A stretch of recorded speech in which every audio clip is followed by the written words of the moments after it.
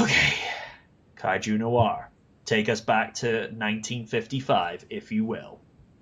All right, I think that's probably going to involve me singing some singing some Huey Lewis in the News, but all right. No, Sweet. I'm not going to do that. What is there to say about one of the greatest sci-fi adventure comedies of all time? Do I start with the brilliant cast that brings every character to life in the most memorable way possible? Do I talk about how the writing is still just as fresh and hilarious as it was 30 years ago? Should I even comment on how the premise of a boy going to the past and accidentally making his mom fall in love with him is just as shocking and original to new audiences? Seriously, though, I actually showed this film to my younger cousins a couple years back, and that alone got a big reaction out of them.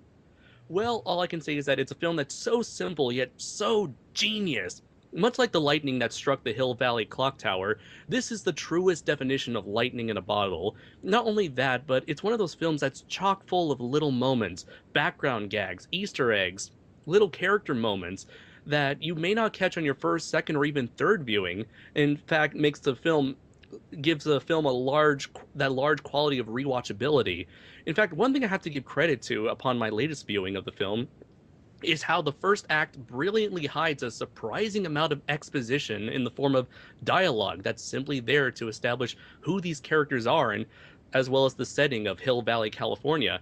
Yet little do you know, all of this seemingly throwaway dialogue all comes right back up as essential information for Marty and Doc. It's also incredibly rewarding to see tiny bits of dialogue get repeated between Marty and George McFly, as it sets up this touching character arc about not giving up in the face of adversity. If there's anything negative I could find about this film, is that it's awfully convenient that three random occasions in 1955 just so happen to take place within the same time frame in order for Marty to partake in them for the sake of the plot. Those key events being Doc coming up with the idea for the flux capacitor, George and Lorraine falling in love at the dance, and of course the lightning bolt that disables the clock tower in the first place. However, the plot is so tightly written, the characters are so goddamn entertaining that you won't even care about this as you're too busy enjoying a film that has also been enjoyed by multiple generations and will certainly live on for generations to come. I'm gonna have to hire you as my writer. Damn. My Uh, services are not cheap. there's a thing that you mentioned on so many generations have seen it. Have any of you seen the Netflix independent documentary Back in Time, where they just cover the whole 30th anniversary of this and how it's changed and touched so many different people? Um, Bob Gale actually goes to say, kids saw this back in the day, and they show it to their kids. It just keeps on going.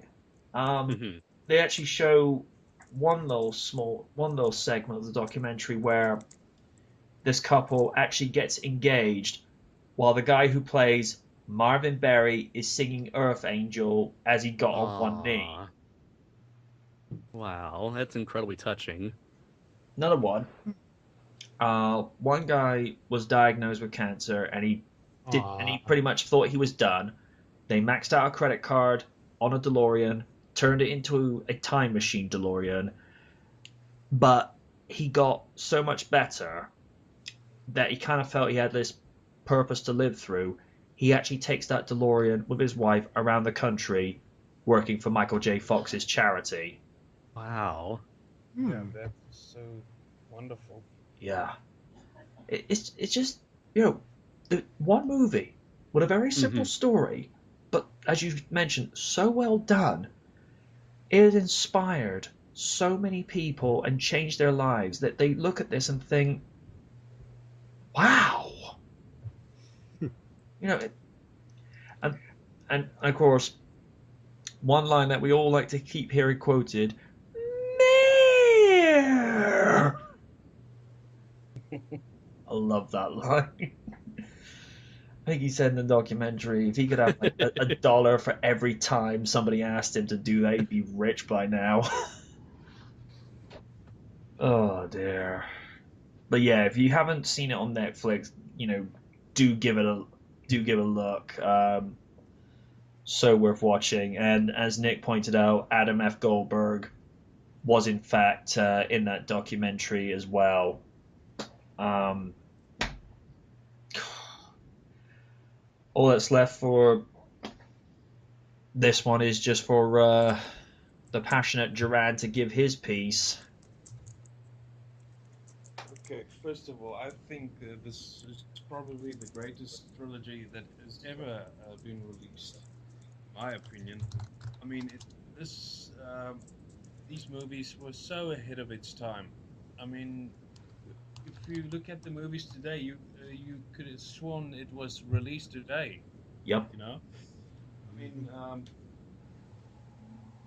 just the way the movie starts, the opening scenes with all the clocks.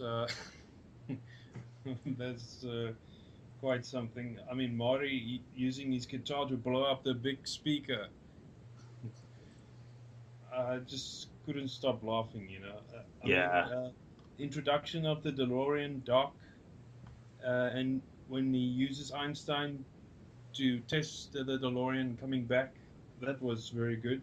Did you guys know that when Einstein is in the car, I heard this on the documentary, it is actually a real life man in a dog suit. Wait, what? Really? Yeah. I did not know that. Hmm. And You learn something new every day.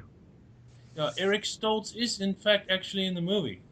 Yes, I know which one you're talking about. It's the where Biff gets punched and it's No, little thing. that's one of them. Yeah, because the scene where Biff is punched, because they reshot that scene with Michael, and you can actually see where the bags are actually under Tom F. Wilson's eyes.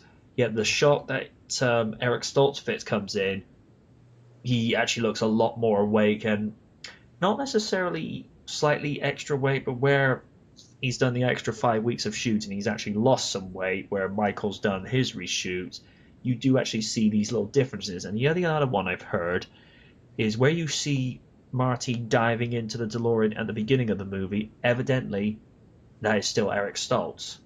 Yeah, that was just what I wanted to say as well. Sorry, dude, my bad. No, it's okay. I mean, just the introduction to the young Biff and young George, you know, Lorraine and her family. When Maury goes search for Doc in his younger years.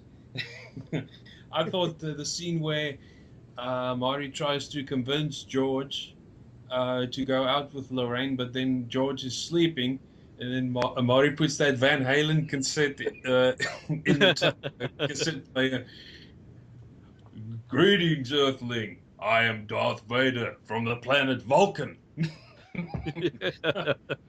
I thought that was hilarious. I mean, two different genres, you know?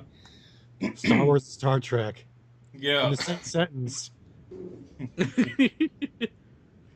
It pays to have future knowledge. Yes, it does. I mean, the whole car chase in Hill Valley up to where the manure falls on Biff and he's going, oh man, that was so hilarious, you know? It becomes somewhat of a running gag throughout the series. Yep. I hate my DeLorean. Yeah, it's number 2 and number 3 as well, yeah. Yep. I mean, and I don't know if you guys know this. This is probably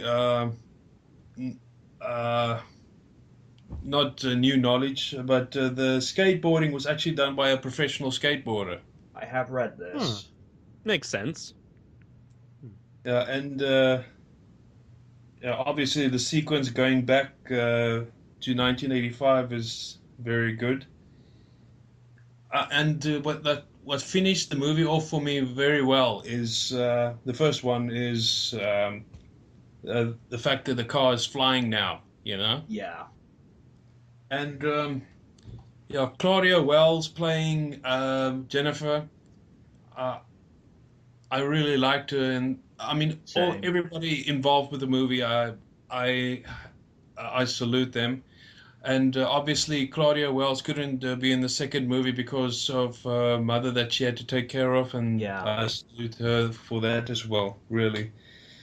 With regard to the second movie, I mean, basically everything that has to be said about the first one. everything is just brilliant. Knight Rider 2000 car makes an appearance. I don't know if you guys know that.